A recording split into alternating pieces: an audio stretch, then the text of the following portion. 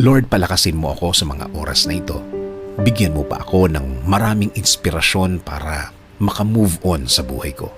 Ako ngayon, Lord, ay nakalubog sa isang problema na hindi ko lubos maisip kung bakit dumating sa aking buhay ito. Nalilito at parang nawawala na ako. Parang walang makapitan. At alam kong walang makakaintindi ng aking kalagayan. Bigyan niyo po ako, Panginoon, ng guidance para malaman ko kung ano ang dapat kong gawin at kung ano ang dapat isipin.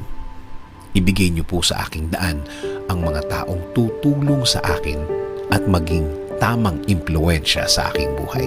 Taong nakareceive na din ng inyong pagpapala at ng inyong guidance at patuloy na nabubuhay ng tama na ayon sa inyong kalooban, Panginoon. Huwag niyo pong hayaan din na grabing maapektuhan ang aking pamilya. Spare them from hurt. Patuloy niyo po silang protektahan. Patuloy niyo po silang i-lead sa tama at patuloy niyo silang alagaan, Lord. Alam ko, Lord, na nakikita niyo ang aking kalagayan. Nakikita niyo po kung paano ako nahihirapan. Huwag niyo po sanang hayaan na magtuloy-tuloy ang aking nararanasan, Panginoon.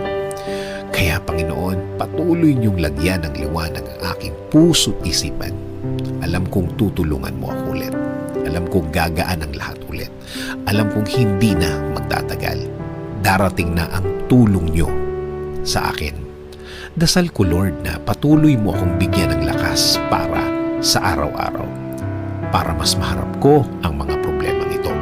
Bigyan mo ko ng talino para mas alam ko kung ano ang gagawin sa problemang ito.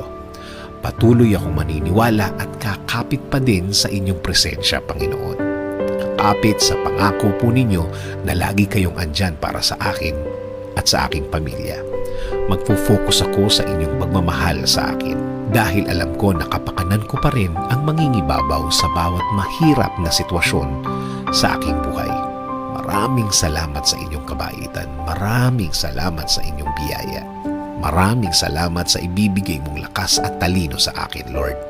Alam ko na lalakas na ako at tatalino sa mga araw at linggo na darating sa aking buhay. Itinataas ko din po ang aking bayan, Panginoon.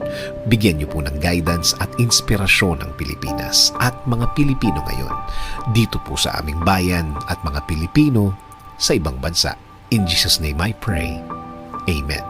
Sabi sa Psalm 46:1-3, God is our refuge and strength, an ever-present help in trouble. Therefore, we will not fear, though the earth give way and the mountains fall into the heart of the sea, though its waters roar and foam